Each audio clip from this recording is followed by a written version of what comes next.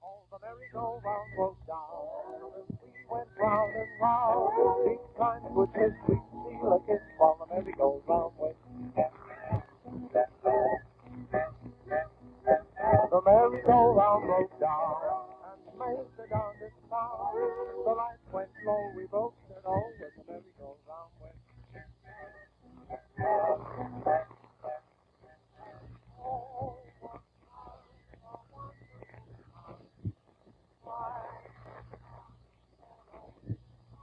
Hello, listeners in America. We hope you've been enjoying this musical cocktail coming to you from Berlin in the German Overseas Service. And now for a time check. At the sound of the gong, it was exactly 9 o'clock Eastern Wartime. It is now time for our next news bulletin in English, which will be followed by a short commentary.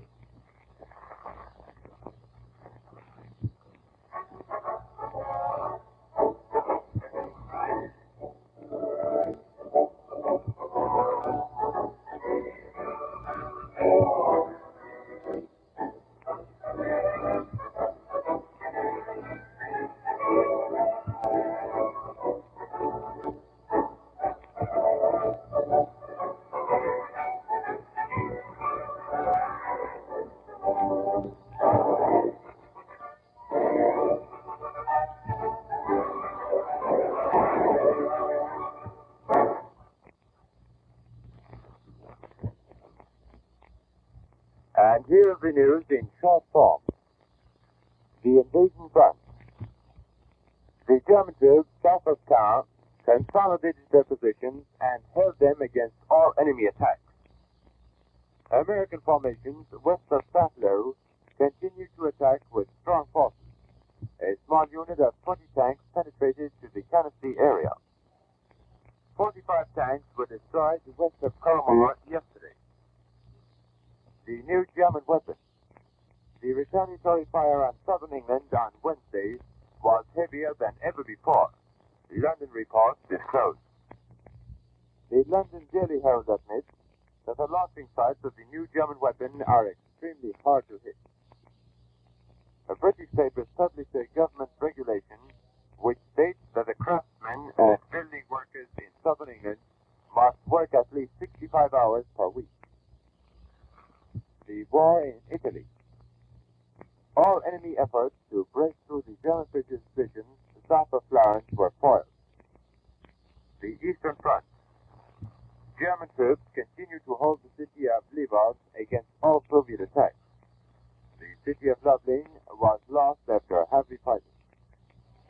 924 Soviet tanks were destroyed in 4 weeks fighting in the northern sector alone.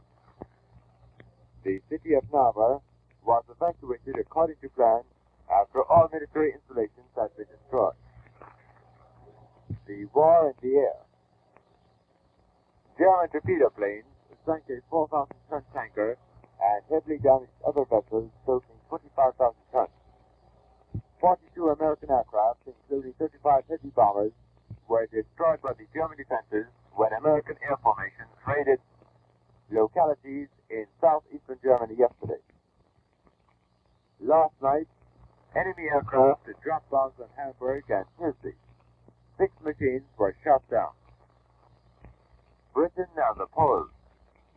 According to London reports, Winston Churchill has advised the head of the Polish puppet government in London to proceed to Moscow and negotiate with Stalin.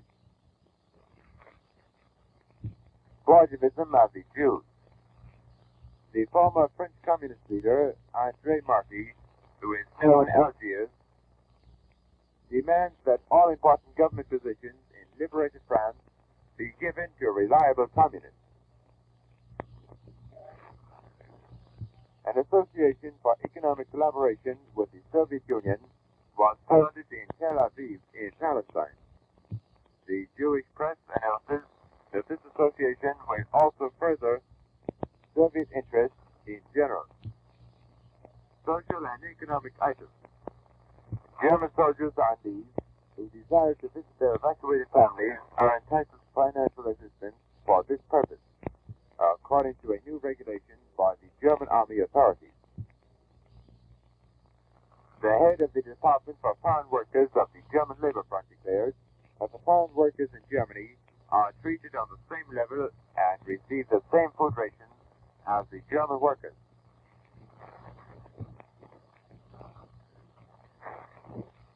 Dr. Goebbels' address, announcing an all-out intensification of Germany's war efforts, is headlined by all German newspapers today. Dr. Goebbels' statement of the necessities of total warfare will take precedence over all other needs in the life of the German nation is particularly emphasized. His call for more soldiers for the front and more workers for armament factories is another front-page feature, while his announcement that the mobilization of Germany's entire national working and fighting strength guarantees her ultimate victory is quoted with particular enthusiasm. German people welcome the fact that energetic measures are going to be taken to ensure that no manpower is wasted.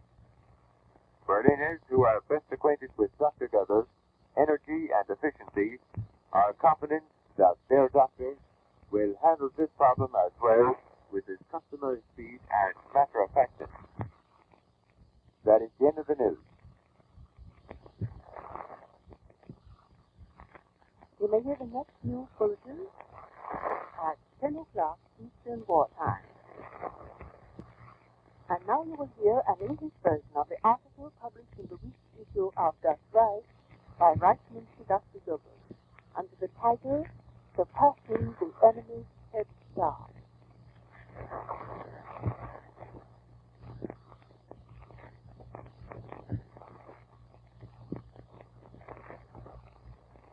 Good evening, listeners in America. When, in September 1939, the Reich was forced to war by her enemies, she was in possession of newly organized and modernly equipped armed forces. These forces embodied a technical head start for us, due largely to the fact that in the Treaty of Versailles, the enemies themselves had destroyed our old army and thus made it necessary for us to start all over again. This superiority in arms was one of the reasons for our rapid victories in 1939, 40, and 41, for it enabled us to employ a grand-scale and revolutionary type of warfare against which the enemy had nothing comparable to offer. Everywhere we were masters of the battlefield because our armed forces operated not only according to entirely new methods, which contradicted all previous military experience, but also because they were equipped with the most modern technical arms. The so-called Blitz campaigns of the first war years completely revolutionized the military thought which had prevailed up to then. The Führer, who had conceived and applied this new type of warfare, thus became a revolutionizing renewer of military strategy which had never suffered such a sudden break in its development as in 1939-40. An entirely new chapter of operational thought began at that point. It was inevitable that during any prolonged duration of the war, our enemies should copy the so-called German strategy of the Blitzkrieg, for that strategy was based more on new conceptions than on any new military secrets.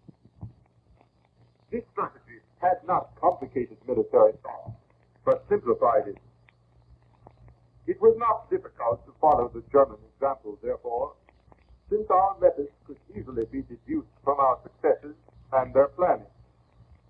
Above all, it was easy to determine which weapons had played the major part in achieving the dramatic German success. In its offensive, the German Wehrmacht had made a far greater use of the motor, both on ground and in the air, than had ever been considered possible up to that time, and that was the basis for our speedy and widespread operations.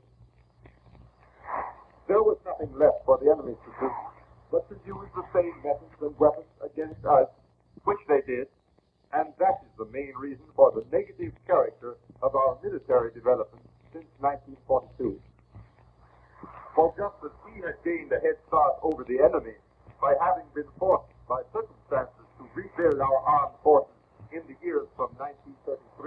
1939, so the enemy now enjoyed the same advantage compared with us.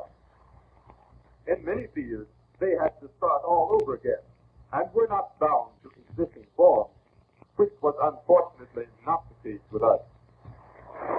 In addition, the enemy produced a few new but far-reaching inventions which revolutionized certain branches of modern warfare. For instance, the so-called Rotterdam apparatus, which enables the enemy air force to fly over the Reich and, despite bad weather, roughly make out the outlines of such objectives as large cities. That was the cause of the enemy's terror attacks on our cities during the past fall and winter. We are not ashamed to admit that the invention of the Rotterdam apparatus came more or less as a surprise to us, and that we have taken a long time to develop powerful defense means against night air attacks carried out with the assistance of that mechanism. The British will also need a long time, however, to develop similar countermeasures against the employment of our B-1 weapons. In this respect, therefore, the cases are now exactly reversed, and not by accident, but as a necessary result of the development of military techniques on both sides. We, too, after recognizing the enemy's temporary superiority in certain fields, have had to start again from the beginning. We soon saw that we could not beat the enemy simply by outproducing them in their own sphere, but only by creating new means and methods. The necessity was not only to catch up with the enemy's head start, but to surpass it. That has been done in the most various fields during the course of the past 2 years. The results of this decisive development will begin to appear more and more on the battlefield. The employment of our B-1 weapon is only the introduction, and if it has already caused such a stir among the enemy, we can look forward with high hopes to further development. The decisive factor about this new development is that it will take place within a completely new framework, and therefore we can justly expect that the enemy will be faced with utterly new facts and in a state of unpreparedness. The essential advantage of our B-1 weapon is not so much that it is automatic, but that it has completely demoralized the enemy defense system. The same will be true of our other new weapons, which in the near future will be employed in the most various forms. Of course, every weapon has its counter-weapon. The history of military development shows no example of the failure of such counter-weapons to appear. But experience proves that it takes considerable time until such counter-weapons can be discovered, and even longer time until they can be produced and employed. And this time is decisive. The significance of the normal waiting period we ourselves have experienced during the past 2 years of aerial warfare. We were forced to organize a considerable part of our national energy in order to cope with the difficulties resulting from it. If today, therefore, we are not all too far removed from the appearance of new weapons, the same difficulties will necessarily develop for Britain, which lies within easiest reach and deserves the severest punishment for its barbarous methods of aerial warfare. The technical results of our having surpassed the enemy in certain fields are in large part already in the production stage, and only a minimum still in the experimental stage. We would be ashamed to speak thus if the facts did not justify our so doing. Not long ago, we inspected modern German weapons, the sight of which not only made the heart beat faster, but for a moment caused it to stop beating. We do not say that in order to bluff or boast. We have always been certain of the justice of our cause, and consequently of its success, especially so during the critical phases of this war. We do not necessarily need the confirmation of technical science in order to convince us of the certainty of our coming victory. We believe in it because we believe in the German people. Furthermore, there are a number of other historical grounds which relieve us of any doubt as to our final success. But it is inspiring, nevertheless, to see the firmness of our faith and views confirmed by hard facts, and that is the case in our armament production today. It is not too much that we are on the way to overcoming once and for all the crisis in our military, that we are on the way to overcoming once and for all the crisis in our military technique which has so hampered our warfare during the past 2 years. That took time, and it will take some more time until it has finally been completed. But we are no longer helpless in the face of the enemy onslaught or unable to do something about it. German inventive genius has stood the great test. The world has to wait a long time before it spoke up again, but soon the hour will come. It is also decisive that our production will be in a position to manufacture these inventions of our science in sufficient quantities. Here we have taken all possible precautions in order to guarantee that no vacancy should turn up. The enemy is laboring under a fateful illusion if they believe that their air attacks have so severely damaged our production apparatus that it is more or less incapable of new activity. Here, too, necessity has been the mother of invention. By means of organized protective measures and grand-scale distribution, we have made our armament industry air-proof, a process with whose tremendous difficulties we are already familiar, but which Britain has yet to encounter. We evacuated Berlin in the summer of 1943. The British are now doing the same with London in the summer of 1944. Last year, we made the German armament industry safe against air attacks. It will not be long until Britain is forced to do the same, only under far more difficult conditions. The enemy is not over the hills, as their leaders have so often claimed, but has just begun the climb. The development of the coming weeks and months will prove that. At any rate, we can look forward with confidence to what is coming. We shall not tire of repeating our opinion furthermore, stated at the start of this worldwide struggle, that war is a historical event which can no more be decided alone by technical science than by political or economic or moral means. Only the collaboration of all these forces in a total war effort embracing the whole nation can lead to success. Never has a single weapon decided the victory. That would not only be nonsense, but contrary to all history. Weapons are but the outward demonstration of the manly spirit and substance of a people which is defending its life. They not only express its technical ingenuity, but also its unshakable firmness of conviction in the belief in its mission and way of life, as well as its gift for overcoming apparently insurmountable obstacles. The only difference between the present and the past in this respect is that now such developments are far more rapid, and whereas in earlier times they demanded a century, they now sometimes occur more than once in the course of a single war. That appears to be the case at the present time. It is clear that our enemies will leave nothing undone to destroy us, and therefore we dare leave nothing undone to prevent that, and where we can, to deal out blows of our own, not batting an eyelash at the blows which we receive in return. Each of us must try to surpass his neighbor in morale, in energy, in diligence, and firmness. Then these virtues, together with our arms, will gain the victory. The more difficult it is for us to achieve, the more firmly must we believe in it, and the more fanatically fight and work for it. The individual may fall, but not the flag. It waves over all our daily doings, over the heroic deeds and historical achievements of the great, as well as the silent beautifulness of the small. It does not wave in the puny breezes of daily events, but only in the great storm of history.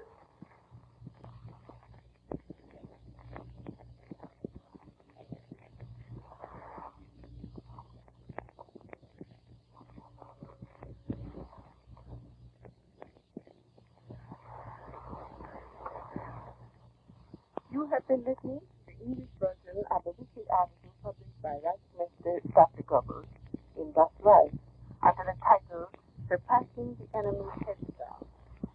It was translated and read for you by your Nazi commentator. We invite you to listen every week on Thursday at the same hour for the latest article by Dr. Goebbels, Germany's most authoritative focus. And now, dear listeners, we are presenting our usual Thursday evening feature program, Poems We Spoke.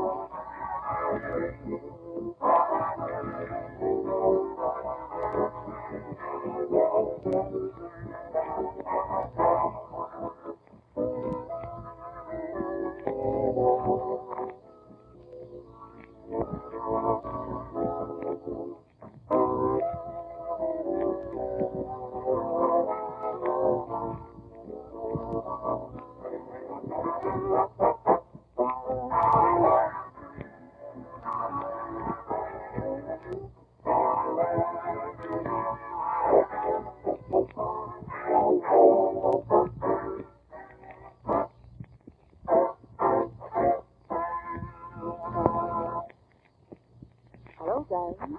This is Ruth calling the American Expeditionary Force in the far corners of the world tonight with their home program. Well, kids, I like to say to you, pack up the troubles in your old sick bag. But I know that little old sick bag is much too small to use all the troubles you kids have got. But maybe for the next half hour, you get some music that's music, and we're starting off with the minor swing played by distant footrunners, and afterwards, Jackson Bill will also be playing. Then, even for the swing of minors, and then later for the voices.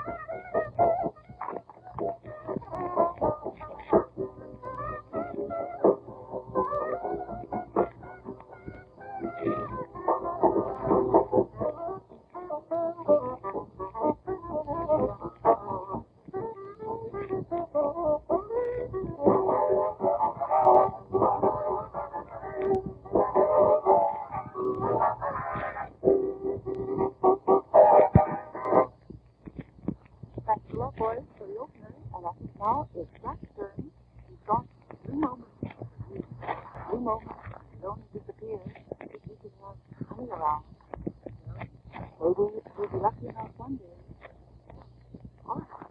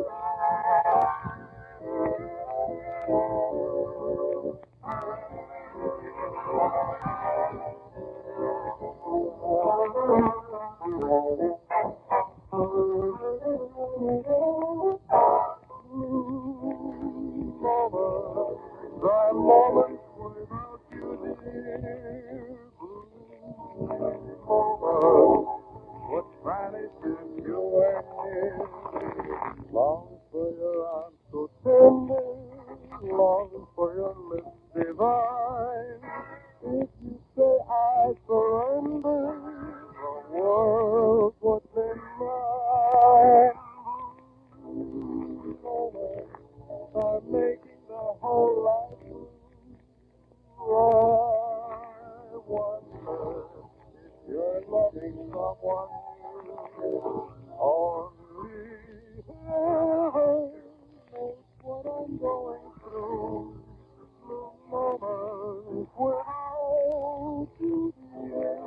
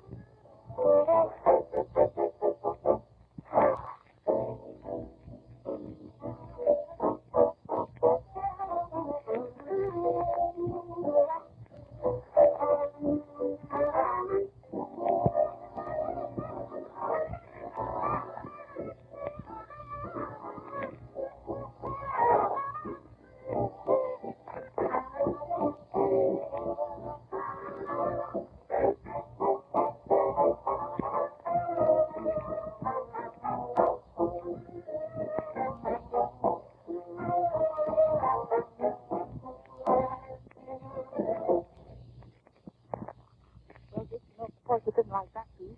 Well, they must be hard of hearing, is all I can say, because that was a grand little interpretation of hold tight. Well, I'm pretty sure that the forces did all they could to hold tight, but with all the opposition, you can't blame them if they did quite a lot and still are doing plenty of cooking, no? But this, I think the forces could only talk to you now, which they probably like to do. Sorry I can't see you like your little smiling face there.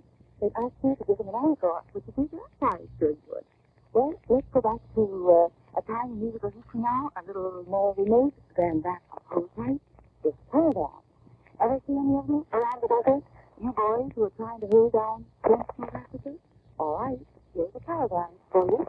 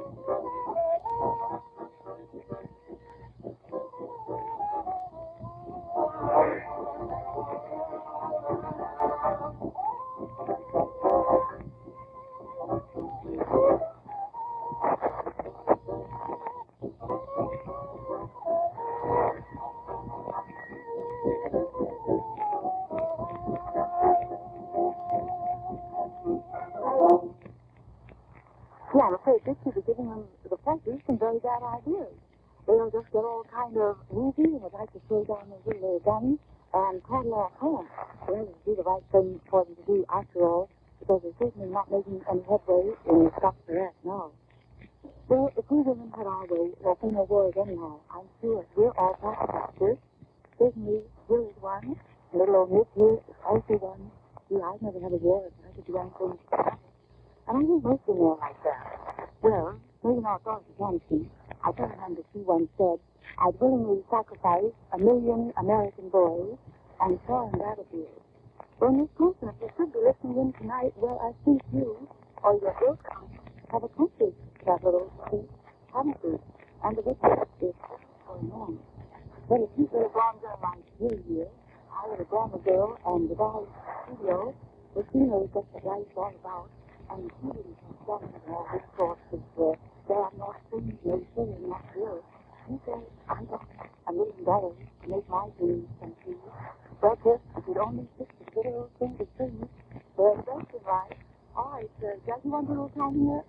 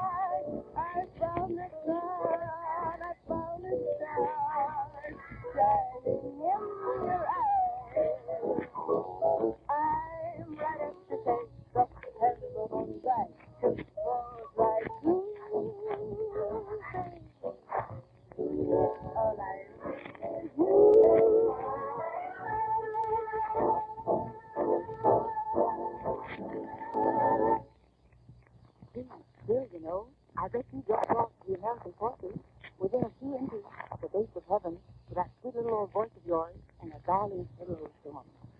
Well, now listen, boys of the AEF, don't you think it would be nice to live a little more in the past? The world of the future is not much fun anyhow, is it?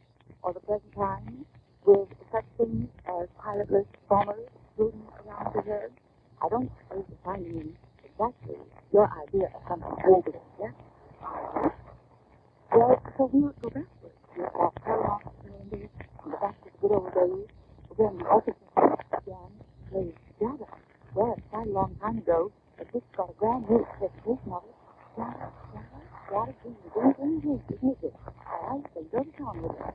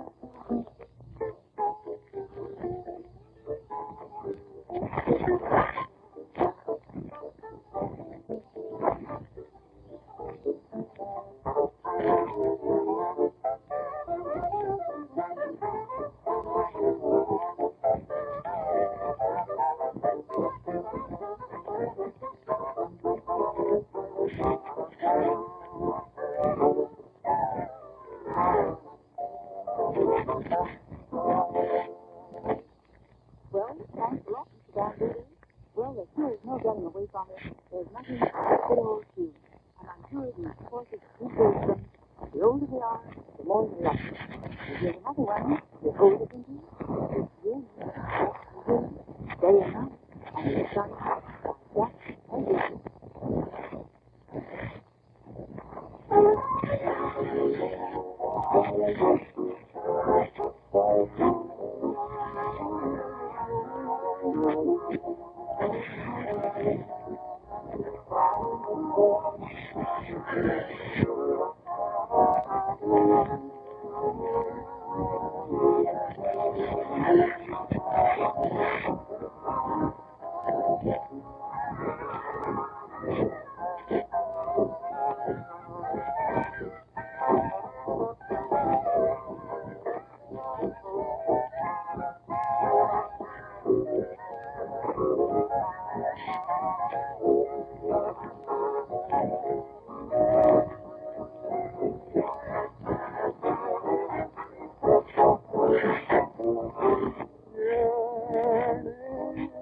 Just for you, that's all I do, my dear.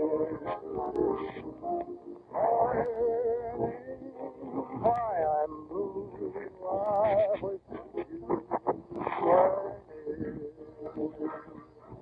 They have been years in my last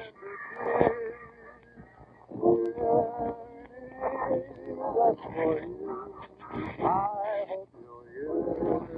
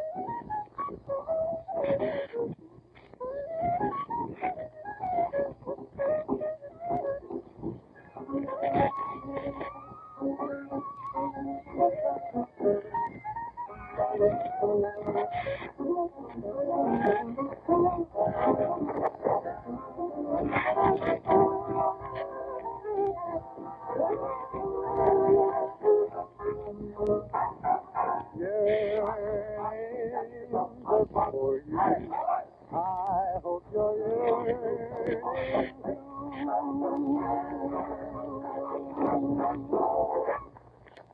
Hi, Thomas. I'm afraid you're going to stay here for someone else, but I just wanted to see what is going on. Wait on me. You know just as well as I do that it's good for the world to wear and think. You can go on waiting for you wouldn't are you at all? No. Okay, we're getting Father and Jimmy has got next Thursday, same time. Some of you want to know the reason for you from the women as this time with you can consider the American team with an increased physical culture. They're taking us a little over to the broadcasting. There's only a state of mind just now that usually different phenomenon. Please don't forget the courtesy of the German broadcasting company. If you like the MP program, well, we will too. So then, it is Nick signing off. Good night, Dan.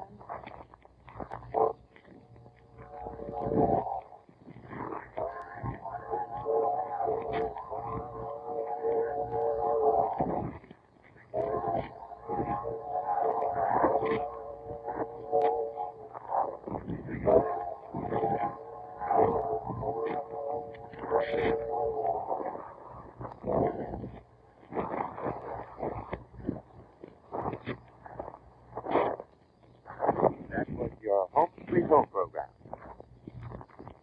Right on folks, this is the Criminal Service transmitting to North America. And now, Kilo Penny.